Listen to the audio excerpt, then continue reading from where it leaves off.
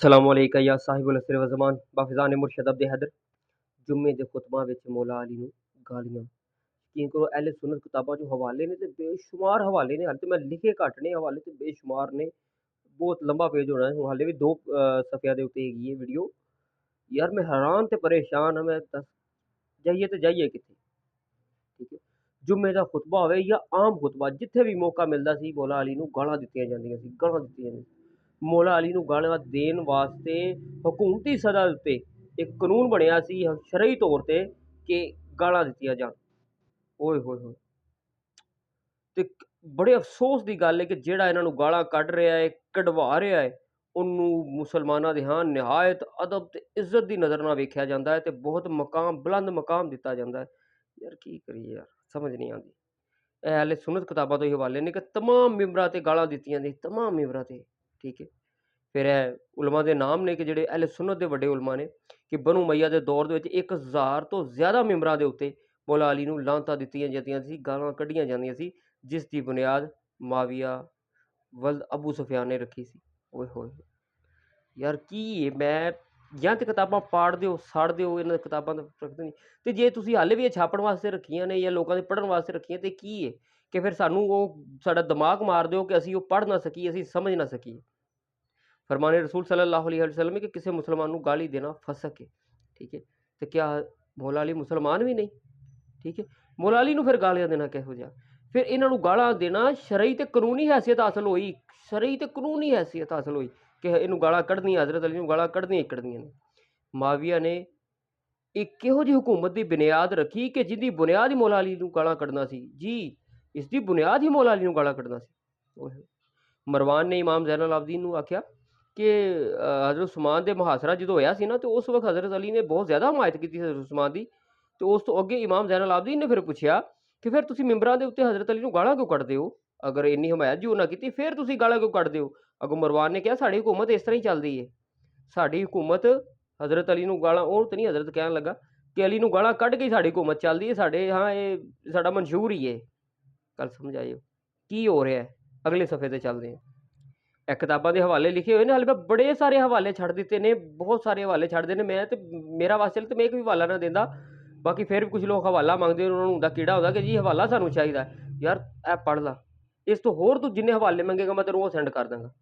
ਜਦੋਂ ਹਜ਼ਰਤ ਉਮਰ ਬਿਨ ਅਬਦੁਲ ਅਜ਼ੀਜ਼ ਜੀ, ਉਮਰ ਬਿਨ ਅਬਦੁਲ ਅਜ਼ੀਜ਼ ਨੇ ਮੌਲਾ ਅਲੀ ਤੇ ਹੋਣ ਵਾਲੀਆਂ ਜਿਹੜੀਆਂ ਗਾਲਾਂ ਸੀ, ਜਿਹੜੀਆਂ ਲਾਹਨਤਾਂ ਸੀ, ਉਹਨੂੰ ਰੋਕਣ ਦਾ ਫੈਸਲਾ ਕੀਤਾ। ਇਹ ਉਹੀ ਉਮਰ ਬਿਨ ਅਬਦੁਲ ਅਜ਼ੀਜ਼ ਹੈ ਜਿਨੇ ਬਾਗੇ ਫਦਕ ਬਲਕਿ ਉਹਨੇ ਜੋ ਫੈਸਲਾ ਕੀਤਾ ਸੀ ਨਾ ਕਿ ਜਿਹੜੀ ਸਾਡੇ ਵੱਡਿਆਂ ਨੇ ਜਾਇਦਾਦਾਂ ਲੁੱਟੀਆਂ ਹੋਈਆਂ ਮੈਂ ਉਹਨਾਂ ਦੇ ਵਾਰਸਾਂ ਨੂੰ ਵਾਪਸ ਕਰਨੀਆਂ ਤੇ ਉਹਨੇ ਬਾਗੇ ਫਦਕ, ਜਗੀਰੇ ਫਦਕ, ਔਲਾਦੇ ਫਾਤਿਮਾ ਸੱਲੱਲਾਹੁ ਅਲੈਹਿ ਵਸੱਲਮ ਨੂੰ ਵਾਪਸ ਕੀਤਾ ਸੀ ਆਲੇ ਰਸੂਲ ਨੂੰ ਵਾਪਸ ਕੀਤਾ ਸੀ ਬਾਗੇ ਫਦਕ। ਇਹ ਉਹੀ ਉਮਰ ਬਿਨ ਅਬਦੁਲ ਅਜ਼ੀਜ਼ ਹੈ ਜਿਹਨੇ ਆਖਿਆ ਕਿ ਨਹੀਂ ਸਾਡੇ ਵੱਡੇ ਗਲਤ ਕਰਦੇ ਨੇ, ਹਜ਼ਰਤ ਅਲੀ ਨੂੰ ਗਾਲਾਂ ਕੱਢਦੇ ਨੇ। ਉਹਨੇ ਕਿਹਾ ਕਿ ਨਹੀਂ ਮੈਂ ਹੁਣ ਇਹ ਸੁਨਨਤ ਨੂੰ ਬੰਦ ਕਰਨਾ ਹੈ, ਮੈਂ ਇਹਨੂੰ ਛੱਡ ਦੇਣਾ। ਤੇ ਲੋਕਾਂ ਦੀਆਂ ਚੀਕਾਂ ਨਿਕਲ ਗਈਆਂ ਉੱਥੇ ਜਿਹੜੇ ਮਸੀਤ ਬੈਠੇ ਸੀ, ਨਹੀਂ ਜੀ ਨਹੀਂ ਤੂੰ ਸੁਨਨਤ ਨੂੰ ਛੱਡ ਦਿੱਤਾ, ਤੂੰ ਸੁਨਨਤ ਨੂੰ ਛੱਡ ਦਿੱਤਾ। ਯਾਨੀ ਕਿ ਉਹ ਆਪਣੇ ਹਾਂ ਸੁਨਨਤ ਬਣਾ ਕੇ ਬੈਠੇ ਸੀ ਹਜ਼ਰਤ ਅਲੀ ਨੂੰ ਗਾਲਾਂ ਕੱਢਦੇ ਆ।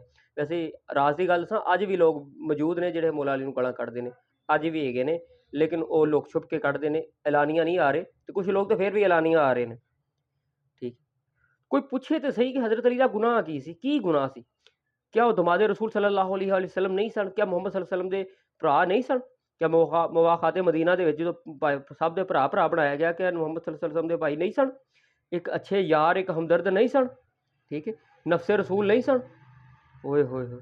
फरमाया जिसदा मैं मौला उसदा अली मौला। यार किहड़ी गल्लां लगाओगे? ओए होए! जदों कहंदे ने ओहो कहंदे ने सुता होवे ना बंदा ते जाग पैंदा है, लेकिन जिन्हें जान के अखां बंद कीतियां होण ना उहनूं कोई नहीं जगा सकता।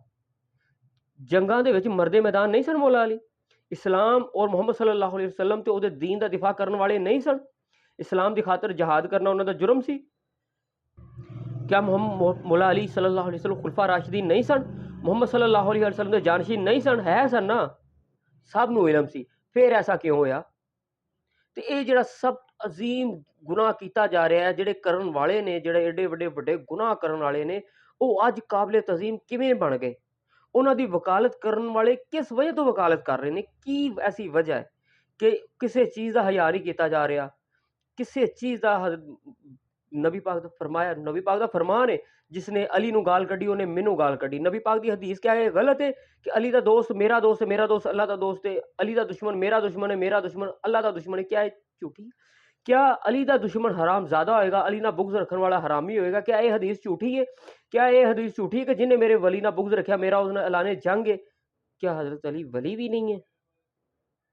सिर्फ दूसरी गल होर समझ नहीं आती, हज़रत अबू बकर नाल लड़न वाले काफिर कहंदे हो कि काफिर ने हज़रत उमर नाल लड़न वाले काफिर ने, हज़रत उस्मान नाल लड़न वाले काफिर ने ते हज़रत अली नाल लड़न वाले उन्हां नूं गालां देण वाले आला दर्जे दे सहाबी किवें, जन्नती किवें, मुसलमानां दे हीरो किवें?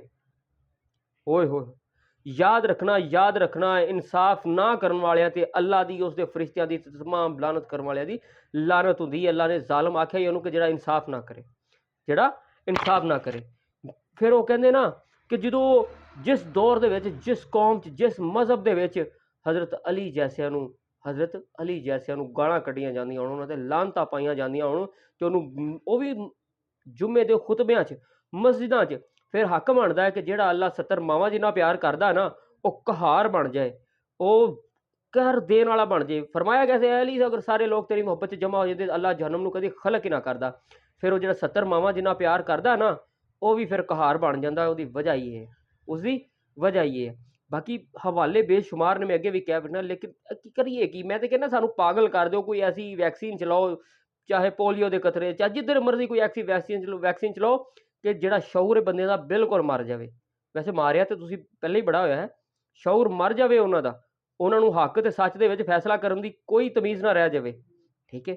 ਓਏ ਹੋਏ, ਮੈਂ ਕਹਿੰਦਾ ਕਿ ਅਗਰ ਅਸੀਂ ਤਹਿਕੀਕ ਕਰਨ ਲੱਗੇ ਤਾਂ ਕਿਆ ਸਾਡਾ ਇਹ ਜੁਰਮ ਹੈ? ਇਹ ਪਾੜ ਦਿਓ ਕਿਤਾਬਾਂ ਨੂੰ, ਇਹ ਸਾੜ ਦਿਓ ਇਹਨਾਂ ਕਿਤਾਬਾਂ ਨੂੰ, ਅਗਰ ਇਹਨਾਂ ਕਿਤਾਬਾਂ ਦੇ ਵਿੱਚ ਹੱਕ ਨਹੀਂ ਲਿਖਿਆ ਤੇ। ਅਗਰ ਇਹ ਸਾਰਾ ਲਿਖਿਆ ਗਿਆ ਗਾਲਾਂ ਕੱਢਦੇ ਰਹੇ ਨੇ ਤੇ ਫਿਰ ਉਹ ਹਦੀਸ ਕਿੱਧਰ ਗਈ? ਅਲੀ ਦਾ ਦੁਸ਼ਮਣ ਅੱਲਾ ਦਾ ਦੁਸ਼ਮਣ, ਉਹਦੇ ਰਸੂਲ ਦਾ ਦੁਸ਼ਮਣ ਹੈ। ਠੀਕ ਹੈ। ਇਹ ਫਿਰ ਕਿੱਧਰ ਗਈ? ਜਿਹੜਾ ਅੱਲਾ ਦੇ ਵਲੀ ਨਾਲ ਬੁਗਜ਼ ਰੱਖੇ ਉਹ ਅੱਲਾ ਨੇ ਜੰਗ ਹੈ ਅੱਲਾ ਪਾਕ ਦਾ, ਫਿਰ ਇਹ ਕਿੱਧਰ ਗਈ? ਬਾਕੀ ਇਨਸਾਫ ਕਰੋ, ਨਹੀਂ ਕਰੋਗੇ ਤੇ ਫਿਰ ਬਸ ਗੱਲ ਐਨੀ ਹੈ। ਅੱਜ ਜੇ ਅਗਰ ਕੋਈ ਜ਼ਲੀਲ ਹੋ ਰਿਹਾ ਨਾ, ਅਗਰ ਕੋਈ ਮੁਸਲਮਾਨ ਜ਼ਲੀਲ ਹੋ ਰਿਹਾ ਤਾਂ ਸਿਰਫ ਇਸ ਵਜ੍ਹਾ ਤੋਂ ਕਿ ਉਹ ਆਲੇ रसूल सल्लल्लाहु अलैहि वसल्लम ਦਾ गद्दार है। बाकी हुब्बे अली रहमतुल्लाह, बुग़्ज़े अली लानतुल्लाह बेशुमार।